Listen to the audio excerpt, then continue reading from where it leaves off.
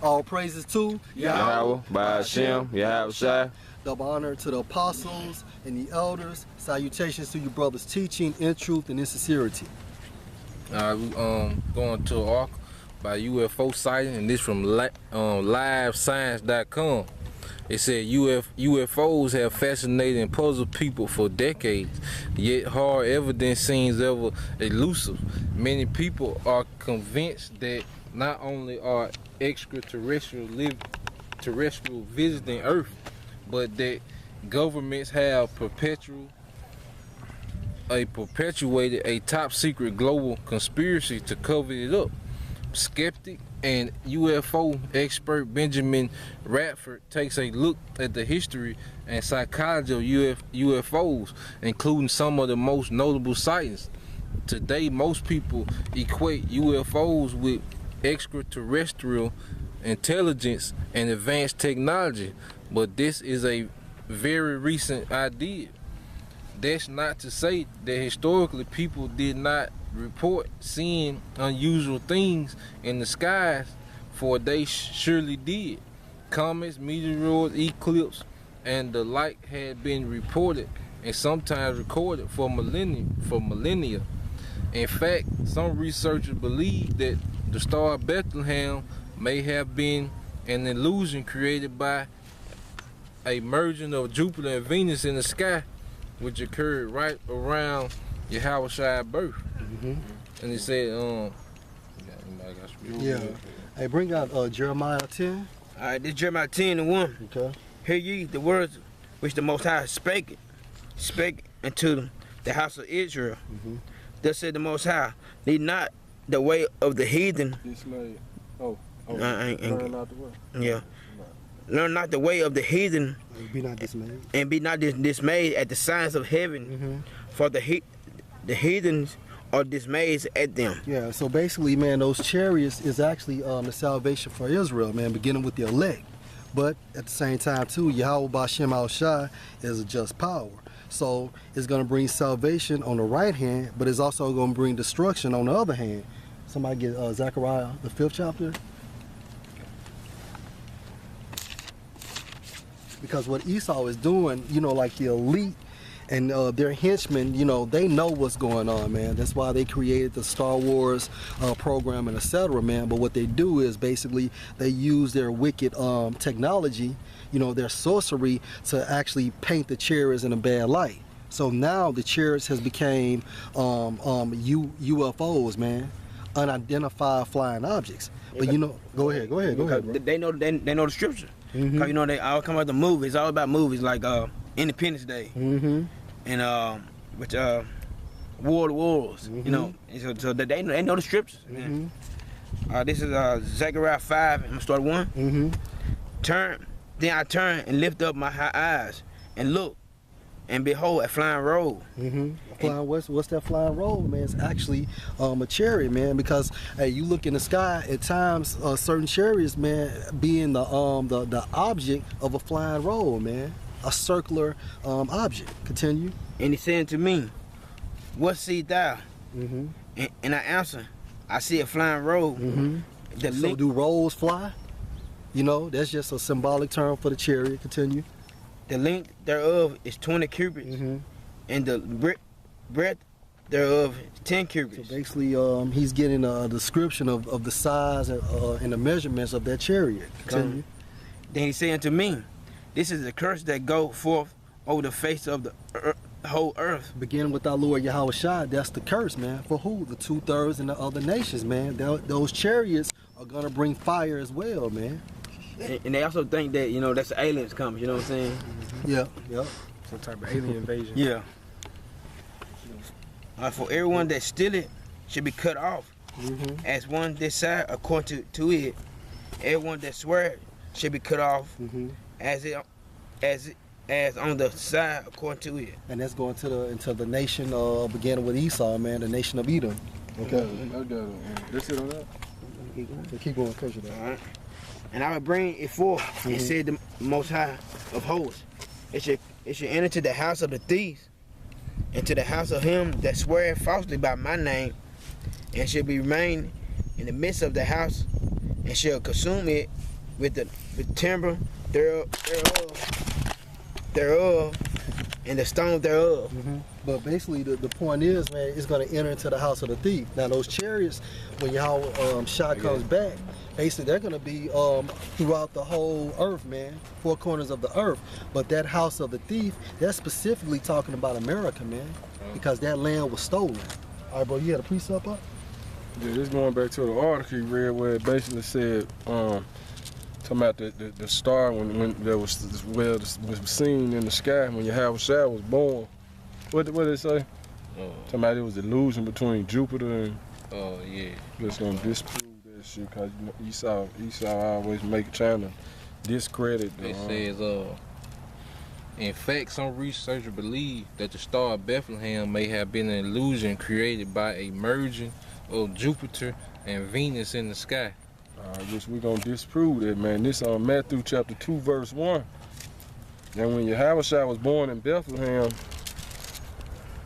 of Judea in the days of Herod the king, behold, there came wise men from the east to Jerusalem, saying, where is he that is born king of the Jews? For we have seen his star in the east and are come to worship him. And what's that star? That star is that chariot, man. Continue. I'm gonna skip down to verse 9, man. Cause basically Herod had told the wise men basically to go find where Yahawashi was and report back to them and let them know, man. But that's just I'm skip that part though and go to verse 9 to prove the point so the brother can get back to the lesson. This is Matthew chapter 2 verse 9. And when they had heard the king, they departed, and lo, the star which they saw in the east went before them till it came and stood over where the young child was. So, but in church they taught us there was actually a star.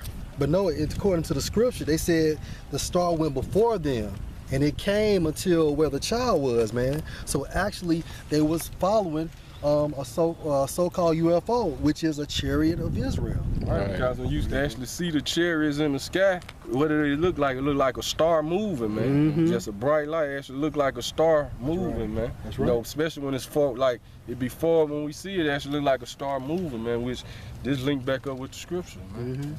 I got a quick one. Exodus 13 and 21. And the Lord went before them by day in a pillar of a cloud.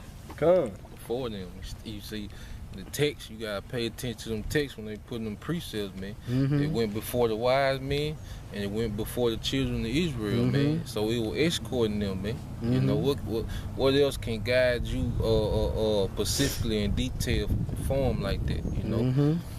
To lead them the way, and by night in a pillar of fire to give them light to go by day and night. Verse 22, he took not away the pillar of the cloud by day, nor the pillar of fire by night from before the people.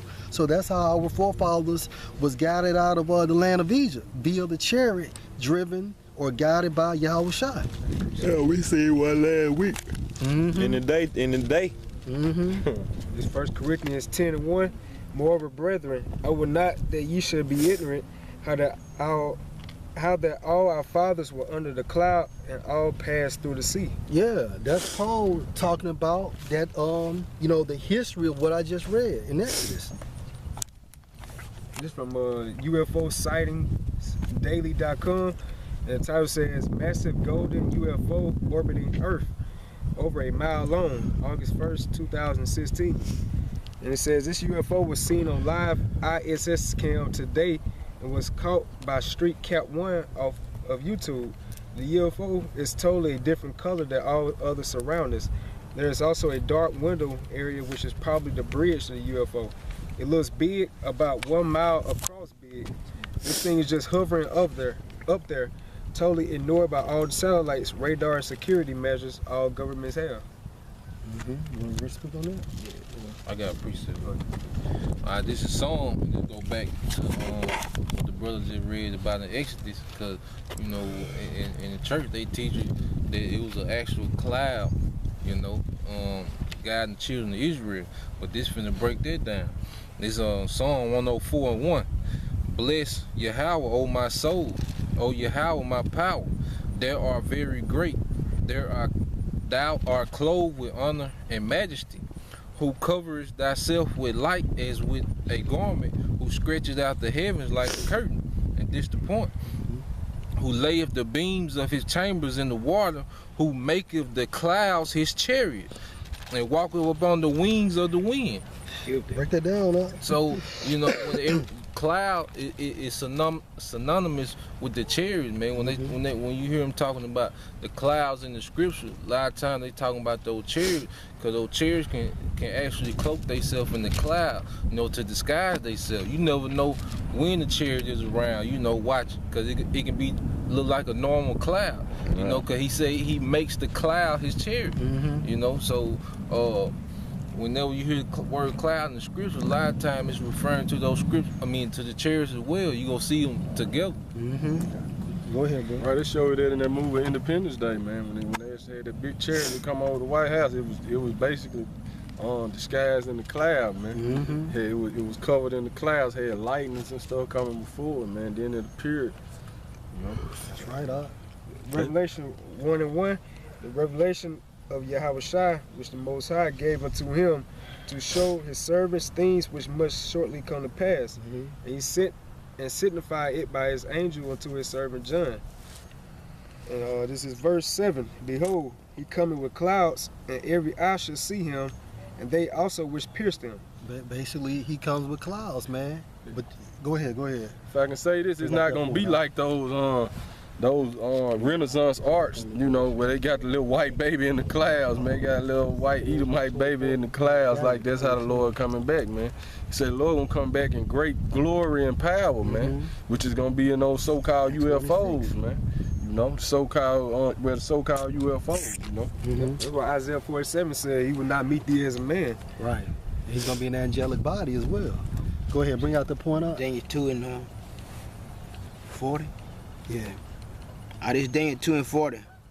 And the fourth kingdom shall be as strong as iron, for as much as iron breaketh in pieces, and the subdued of all things as the iron that breaketh all these, shall it break into pieces and bruise. No, jump down to, get to the point, jump down to 2:45. Alright.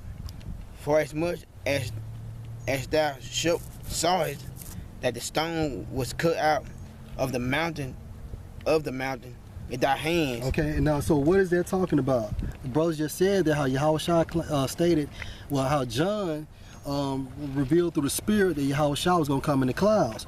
Now Daniel is talking about the stone. So let's bring this home. 2nd Ezra 13:6. But I beheld, and lo, he had graved himself a great mountain and flew upon it. That's that stone that Daniel saw. But I would have seen the region or place where the hill was graven, and I could not. So long story short, that's the fathership, man. And it was just that big, man, that Ezra thought he saw a mountain, but it was actually the fathership, man. Right. Driven by Yahawashi. Quick precept. Go ahead, bro. Is Isaiah 66:15. For behold, the Lord will come with fire, and with his chariots like a whirlwind, to render his anger with fury, and his rebuke with flames of fire.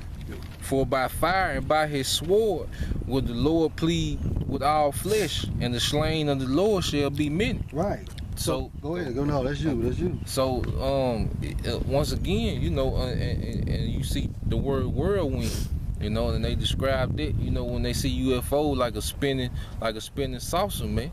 So everything that they describe these so-called UFOs the same way they describe these chariots, and that sword is talking about is that concentrated fire. You know, the slain of the Lord gonna be many. He ain't gonna come back swinging no sword, man.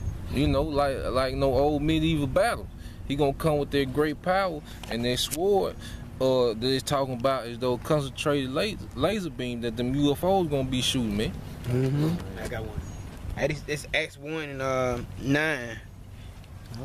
And when he had spoken these things, while they beheld, he was taken up, and the cloud received him out of their sight. So basically, the disciples actually saw Yahawashi ascended up in that whirlwind via which is a so-called UFO, which is a chariot. Luke 12:49. And I, 49, oh, read the rest of it. Keep going. Keep going. And while they looked steadfast toward heaven as he went up, behold, 2 men stood by them with white apparel, Which are angels. which also said, Ye men of Galilee, why stand ye and gaze up to the heavens? This same Yahawashi which is taken up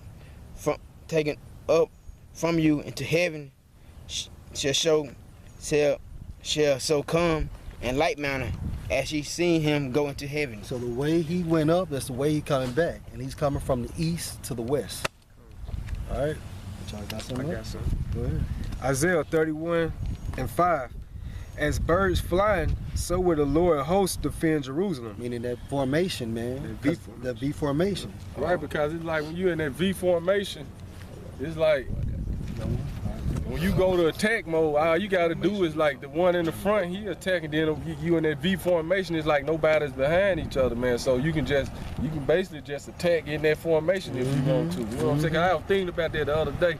I was looking at how the birds fly, and I'm like they're in that V. And I'm like the one in the middle, he can handle anything in the middle, and the one like the 2 on the side, they got that, you know what I'm saying? Then they can just disperse how they want to without hitting each other, man. And then the birds are so intelligent by Yahawashi. When that bird gets tired, that's leading, what they do, they rotate. And then another bird come and take that. But see, Yahawashi, he's not gonna have that issue, man. He's gonna be that spearhead. You know?